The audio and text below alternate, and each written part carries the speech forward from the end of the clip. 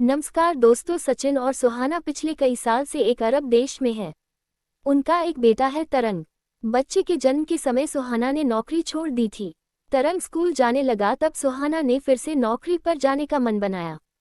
बच्चे की देखभाल के लिए दंपत्ति को एक मेड रखने की जरूरत हुई, जो 10 बजे से 5 बजे तक उनके घर में रहकर काम कर सके।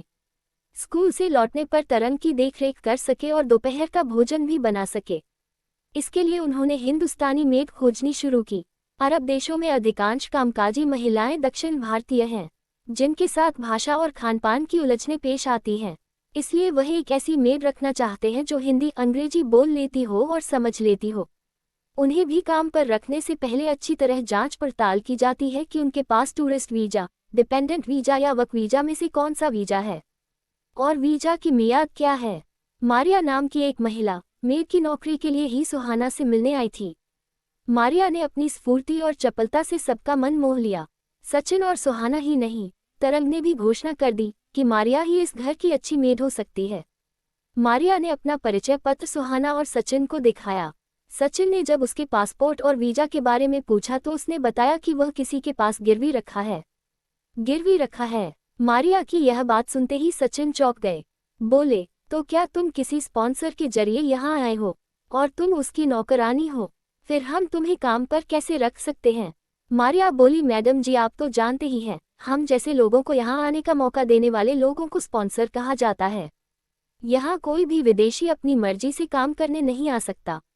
जो लोग यहाँ पर पहले से ही पक्के तौर पर काम कर रहे हैं वे ही अपने निजी कामों के लिए किसी एक व्यक्ति को स्पॉन्सर कर सकते हैं।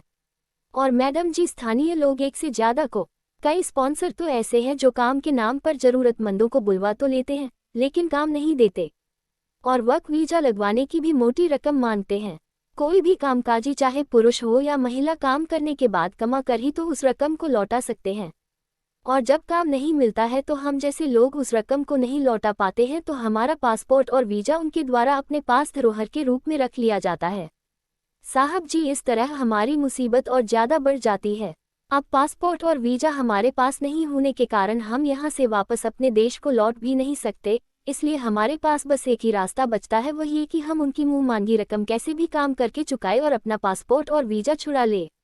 यहाँ कोई व्यक्ति चाहे वर्क वीजा से आया हो या डिपेंडेंट वीजा से आए हुए सभी लोगों का एक आईडी कार्ड और एक बीमा कार्ड भी बनाते हैं और वही कार्ड हमारी पहचान का आधार और प्रमाणिक दस्तावेज होता है।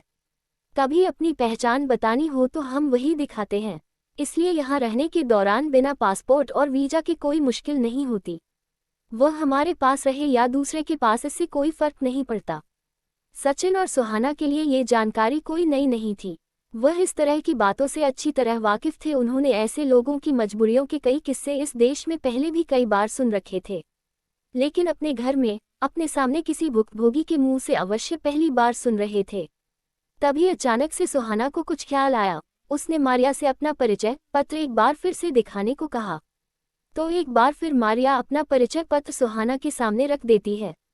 सुहाना ने उसे ध्यान से देखा तो उसके मन में कुछ संदेह हुआ, वह सही है या नहीं। ये जानने के लिए उसने मारिया से कहा, ये तो किसी आईडी कार्ड की फोटोकॉपी लगती है, क्या ऐसा ही है या यह ओरिजिनल ही है? सुहाना के पूछते ही एक पल को तो मारिया के चेहरे पर हवाएं सी उड़ने लगी। फिर अगले ही पल वह सुहाना के कदमों में आ पड़ी। रोते हुए बताने लगी, हाँ मैडम, आपने सही पहचाना, यह ओरिजिनल नहीं है, फोटोकॉपी ही है। दरअसल एक बार जब मैं अपने स्पॉन्सर को लगातार 4 महीने तक अपनी किस्त नहीं दे पाई तब उसने मुझे धमकी दी कि वह पुलिस को ये सूचना देने जा रहा है कि वह मेरी स्पॉन्सरशिप से हट रहा है। अब मैं उसकी कोई जिम्मेदारी नहीं रही। मैडम जी, अगर वह ऐसा करता तो मुझे तुरंत देश छोड़कर जाना पड़ता और मैं वापस जाना नहीं चाहती थी। अगर मजबूरी में मुझे जाना भी होता तो भी मैं जा नहीं सकती थी, क्योंकि मेरे पास ना तो अपना पासपोर्ट था और ना वीजा, और वह तो ये बात कबूल करता नहीं कि ये दोनों उसके पास हैं। मुझे जेल हो जाती। मैडम जी, मैं उसके सामने बहुत रोई, गिड़गिड़ाई, उसे अपनी मजबूरी बताई कि मेरे पास एक भी रुपया नहीं है। मैं जिसके घर काम करती हूँ वह मुझसे काम तो जम कर लेते हैं, पर खाने को खाना तो दूर की बात, ढंग से नाश्ता भी नहीं देते।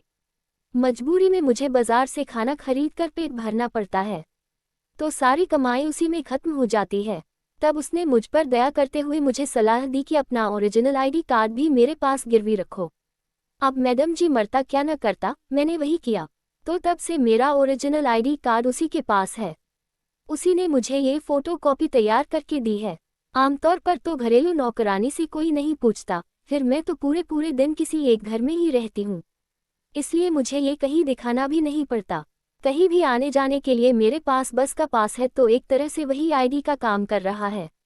मारिया की आपबीती ने दंपत्ति को द्रवित कर दिया। अपने देश के लोगों की दुर्दशा पर दोनों को रोना आ गया।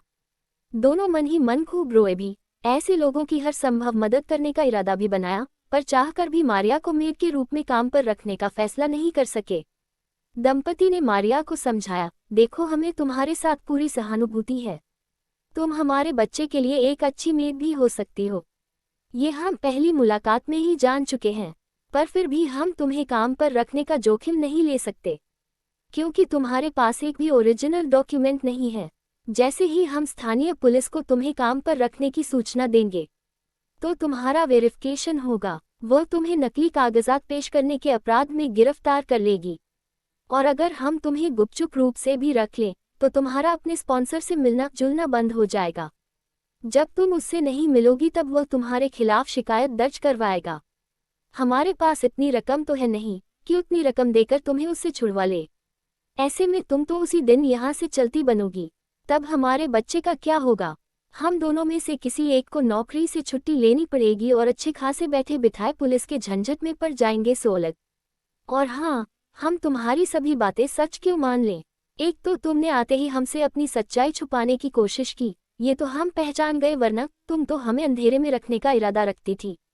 मारिया ने अब सुहाना की तरफ बड़ी आस भरी निगाह से निहारा और अपने शरीर पर क्रॉस का निशान बनाते हुए बोली, मैडम, गॉड प्रॉमिस, मैं झूठ नहीं बोलती।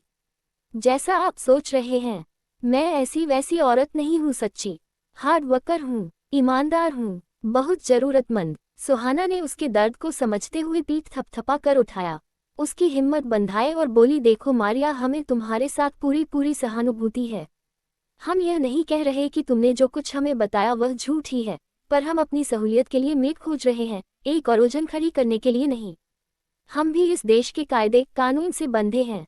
मेरी सलाह है कि तुम कोई काम ढूंढने की जगह किसी तरह अपने देश वापस लौटो। हाँ, मैं तुम्हें एक भरोसा दे सकती हूँ, यदि तुम इंडिया लौटने के बाद भी यहाँ आना चाहोगी तो हम तुम्हें अपनी खुद की स्पॉन्सरशिप पर बुला सकते हैं। हमें एक व्यक्ति को स्पॉन्सर करने का हक है ही। तुम्हारे वीजा की फीस का और आने का खर्चा हम उठाएंगे, अपने घर में रखेंगे, जो भी हमसे बन पड़ेगा वह हम करेंगे।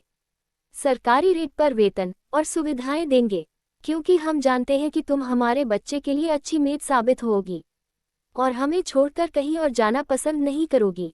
मारिया विदा लेने को उठी, फिर जाते जाते रोककर बोली, मैडम जी, आप जो कह रही हैं वह सही है, पर ऐसा हो नहीं सकता, क्योंकि हमारे घर वालों के पास इतना पैसा होता तो हम यहाँ आते ही क्यों? घर के लोग हमसे सहायता पाने के लिए हमें भेजते हैं, जरूरत पड़ने पर हमारी सहायता नहीं कर सकते। वे नहीं जानते कि हम अपना पेट काटकर उन्हें रकम भेजते हैं। हमारे रिश्तेदार हमारे साथ सहानुभूति तो नहीं, ईर्ष्या भले ही रखते हो, इसके लिए भी सारा कसूर तो हमारा ही है। हम वहां पहुंचकर उनके सामने जानबूझकर अमीरों जैसा व्यवहार जो करके दिखाते हैं। आप दोनों ने मेरी बात सुनी और अपने मन की बात कही, उसके लिए आपका शुक्रिया। आप मुझे बैरंग लौटा रहे हैं, फिर भी ऐसे हालात बने कि मैं सही सलामत हिंदुस्तान वापस लौट सकी तो यकीनन अगली बार आपके पास ही लौटना चाहूंगी। अगर आपको हमारी स्टोरी अच्छी लगी हो तो अपने फ्रेंड्स को भी शेयर करें और कमेंट में बताएं कि आपको कैसी लगी यह स्टोरी। दोस्तों, आप सभी से एक शिकायत है, आप लोग वीडियो को लाइक नहीं करते। आप लोगों से विनती है कि वीडियो को लाइक और सब्सक्राइब कर लिया करें।